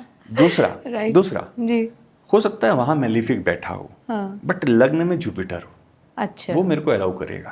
ओके, कोई बेनिफिक आके मेरे 8वें में बैठा हो, वो मेरे को अलाउ करेगा। तो ये मैं सारी कंडीशंस देख लूंगा। फिर मैं प्रश्न शास्त्र एक ऐसी चीज है कि यदि जातक आपके पास आया है ना, देखिए, और ज्योतिष होता भी वही है कि सामने वाला आके बस बैठे, आगे का काम आपने चालू करना है। अच्छा, कि भाई तू इसलिए आया, हाँ, तेरी ये व्यथा है, हाँ, तू इससे मिल के आया, राइट, ये खा के आया, इससे लड़ के आया, हाँ, मेरे घर आने से पहले तू वहां गया था, तेरे को हाँ, शमशान घाट मिला था, मंदिर मिला था, ये हाँ, तब तो आप ज्योतिष हो। ओके। अगर बाकी खुद ही जाके बताना पड़ रहा है फिर तो कोई मतलब ही नहीं है। आप ज्योतिष हो तो आप, और लोग बोलेंगे ऐसे कैसे हो सकता है, तो प्रश्न कुंडली जिस समय वो, क्योंकि देखिए आप ये समझना मैम कि ऐसे प्रश्न भी होते ना कि चलो यार पूछ के आते हैं, गर्लफ्रेंड मेरी आएगी, क्योंकि आज की डेट में ये वशीकरण भी काफी चल रहा है। हाँ, तो लोग वशीकरण भी करवाते हैं, ट्रेंडिंग टॉपिक है वशीकरण। वशीकरण भी करवा देते जी। हैं कि भाई सर वो गर्लफ्रेंड है मैडम, करवा दो। हाँ, तो होता है लोग। हाँ, देखिए प्रश्न शास्त्र का मैं आपको बेसिक बताता हूँ कि आप किसी भी बंदे के पास जाते हैं तो एक प्रॉब्लम के साथ जाते हैं, वो प्रॉब्लम आपको बहुत दिनों से परेशान कर रही होती है, तो वो आपके दिमाग में ना एक एनर्जी के फॉर्म में बस चुकी होती है। अब वो दिमाग, वो एनर्जी, वो ग्रह आपको पुश करते हैं, यार अब बहुत हो गया, now let us go to some learned person to find out what is the problem. तो जब वो सृष्टि के अंदर वो एनर्जी पूरी बन चुकी होती है ना, तो आप, मैं केरला में कुछ नोन लर्नेड पर्सन्स को जानता हूँ जो चार्ट बनाते हैं ना, तो वो ये तक बताते हैं कि आप आने से पहले ये चीज़ खा के आए, अच्छा, आपको इस व्यक्ति ने वो चीज़ सर्व करी, ओके, आपने उनको डांटा पुचकारा, क्या किया, आने से पहले आप उससे मिल के आए और फिर ऐसा आए। माने वो क्वेश्चन पे नहीं आया अभी, लेकिन क्वेश्चन में आने से पहले आपको इतना बोल दिया कि आप उसके सामने फ्लैट हो जाएंगे, साष्टांग प्रणाम कर देंगे। इसको कैसे पता चल गया? एंड दैट सारा इज कुछ, व्हाट प्रश्न शास्त्र इज ऑल अबाउट। ओके, आपको जॉब लगेगी नहीं लगेगी, सैटर्न जिस भाव में प्रश्न कुंडली में बैठा है वहां से 10th भाव में आप चले जाइए, D60 में, D60 चैट में आपको भी पता चल जाएगा कि मेरी जॉब लगने वाली है नहीं लगने वाली है। यदि D60 में मेलेफिक है, नहीं लगेगी, तो कुछ टाइम के बाद लगेगी। बेनिफिक है, इमीडिएटली आपको प्रश्न का आंसर मिल जाएगा। बहुत बड़ा साइंस है, मेरे को बहुत बड़े बड़े पॉडकास्ट करने पड़ेंगे। टाइम हो रहा है। The question is, yes, the important point is कि ज्योतिष वो है जो आपसे बिना पूछे सब बोल दे। यदि उसको नॉलेज है तो वो बोल सकता है। मान लीजिए वो इतना लर्नेड नहीं है, तो कम से कम इतना देखे कि क्या उसके गाइडेंस है या नहीं है तो वो आगे बढ़े, न तो आप किसी और को बोल दे। क्योंकि कोई बंदा आपके पास विश्वास से आया, आप उसको रेमेडी बता रहे हैं, वो उतनी विश्वास से रेमेडी करे और भी काम ना बने, तो वो उसका विश्वास इस साइंस से उठ जाएगा, उसका विश्वास आपसे उड़ जाएगा। बिल्कुल यकीनन। और यही चीज़ होती है कि लोग डाउट करने लगे हैं ज्योतिष को लेकर कि ये हर कोई अपने हिसाब से इसको घुमा रहा है। वास्तव में जो ज्योतिष है उसको समझने के लिए हमें, जैसा कि आपने कहा कि ये बहुत ज़रूरी है, और जो कर्मा है हमारी आत्मा का, डेट इज़ ऑल्सो हमारे साथ साथ चल रहा है, उसको तो हम नहीं बदल सकते, प्रारब्ध को चेंज नहीं कर सकते। लेकिन जैसे कि आपने 2 टाइप्स का कर्मा बताया, तो फ्री जो हमें फ्री विल पे हम अपना काम कर सकते हैं, और शायद ये जो रेमेडीज हैं हमारी वहीं पर हमें हेल्प करती हैं। खास तौर से एक चीज और मैं जानना चाहूंगी आपसे कि 9 महीने गर्भ में रहता है जो सोल है, जो आत्मा है, वो 9 महीने का, तो ये 9 महीने का ये सवाल बड़ा मुझे खटकता रहा है हमेशा से, 9 मंथ ही क्यों, 10 क्यों नहीं, या 11 क्यों नहीं, ये 12, 1 साल का समय क्यों नहीं दिया ईश्वर ने? मैम आई थिंक ये जो क्वेश्चन है ना, है तो वैलिड, और इसका आंसर लिटरली गूगल आप करोगे तो बहुत कम जगह मिलेगा सही। सो आई एम थैंकफुल कि आपने क्वेश्चन पूछ लिया और मैं इसको जवाब देके शायद हम इसको अंत करते हैं। There will be few things which we can put on description, जो मैं नहीं बोल पाया वो हम डिस्क्रिप्शन में डाल देंगे, सो दैट 1-2 रेमेडीज और लोग अपने कुंडली को देख के कर पाएंगे। Coming back to the question कि प्रेगनेंसी 9 मंथ की क्यों है, क्योंकि देयर आर टोटल 9 प्लैनेट्स, जिसमें से 7 तो मेन ग्रह हैं, 2 नोड्स हैं, south node and north node, Rahu और केतु। अच्छा, करेक्ट। इसमें प्रेगनेंसी में राहु और केतु को कोई परिभाषा नहीं दी गई है, तो आपके पास बचते हैं 7 प्लैनेट। इन 7 प्लैनेट का 9 महीने में सारा रोल होता है। देखिए वीनस लग्जरी भी है, तो वीनस शुक्राणु भी है, स्पर्म, ओवरी। तो जब आपके पार्टनर्स का वीनस दोनों बहुत स्ट्रांग होगा और जुपिटर का सपोर्ट होगा, माने कॉम्बिनेशन ऑफ द वीनस होगा, तो आपका एग फॉर्मेशन हो जाएगा। करेक्ट। एग फॉर्मेशन लिटरली आपको 2-3 महीने के बाद पता चलता है, जब आपका एक साइकिल मिस होता है। तो वो पीरियड जो होता है, जो फर्स्ट मंथ ऑफ प्रेगनेंसी होती है, वो वीनस को दी गई है क्योंकि शुक्राणु मिलते हैं। सेकेंड मंथ ऑफ प्रेगनेंसी पे जब आप जाते हैं, उसको मार्स का आधिपति दिया गया है। क्यों? क्योंकि आप देखेंगे जब कोई भी बर्ड होती है, वो अंडे के ऊपर बैठ के उसको अपनी गर्मी से बच्चों को जन्म देती है। Mars is all about heat, right. तो जब आपका वो एग फॉर्मेशन हो गया, तो मार्स की जब उसमें एनर्जी पड़ती है, तो वो एक बॉडी फॉर्मेशन में आता है जी। तो second month goes to Mars, third month goes to कि भाई अब एग हो गया, गर्मी हो गई, एक संचरण बन गया, अब क्या करना है?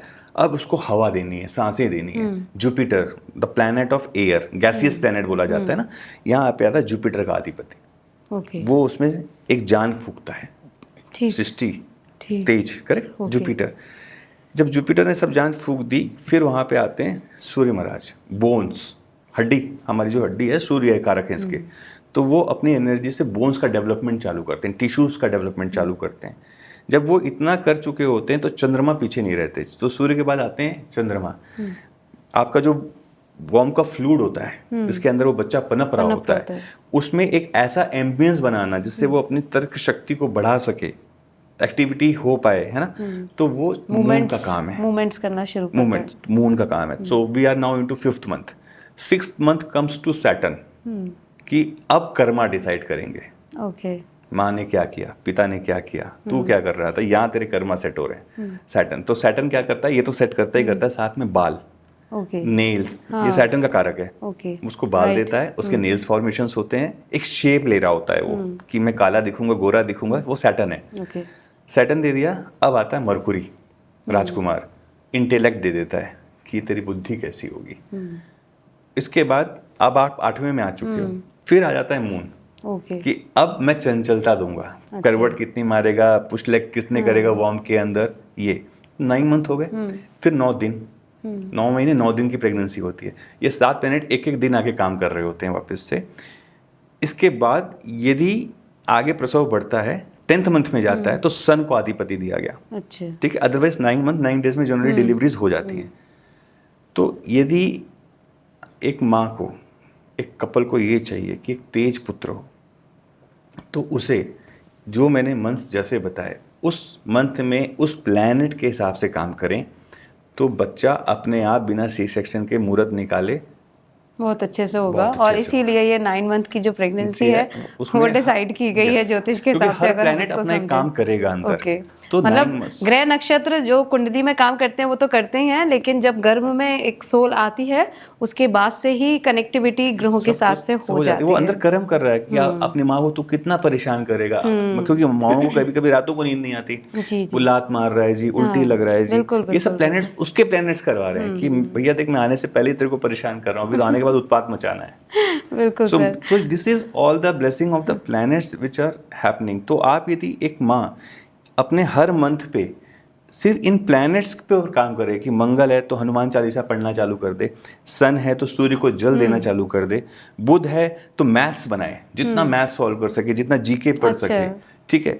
यदि चंद्रमा है तो जितना हो सके हरिद्वार जाएं, गंगा जी में नहाएं। लेकिन सर प्रेगनेंसी में हाउ इट्स कैन पॉसिबल? आप गंगा जल पानी में डाल के मिला लीजिए। हाँ, गंगा जल कहने का मतलब है कि आप यदि उस प्लैनेट के कारक तत्व को किसी भी तरीके से अपने लाइफ में उतार लेंगे, तो आपकी प्रेगनेंसी आसान भी होगी, और जो पुत्र या पुत्र का जन्म, पुत्री का जन्म होगा ना, वो बहुत तेज आपको उसके लिए कुछ कैलकुलेशंस नहीं करवानी पड़ेंगी।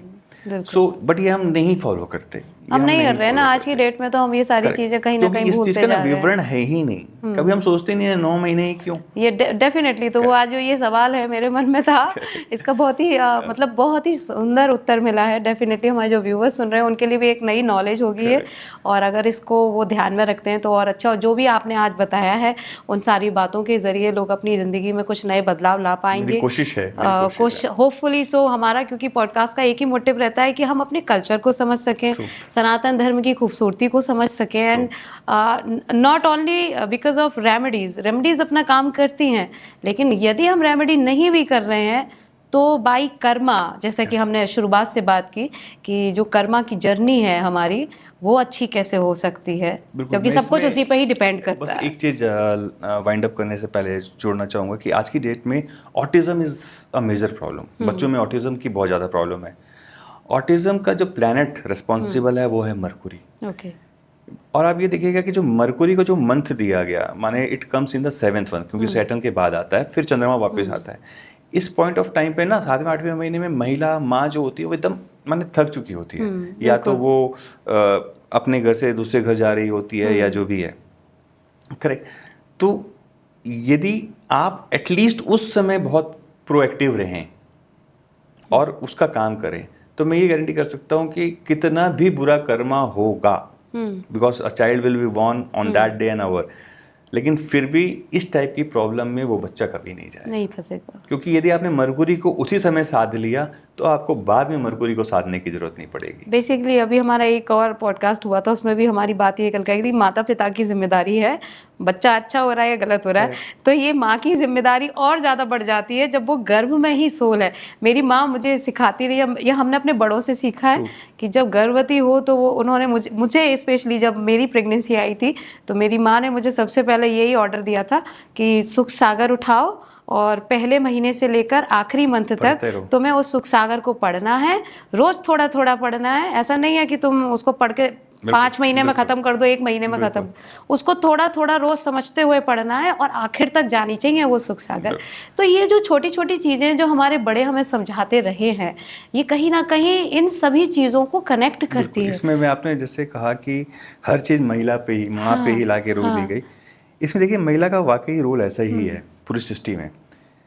ये तब से स्टार्ट होता है जब आप विवाह करके जा रहे होते हैं। मंगल सूत्र,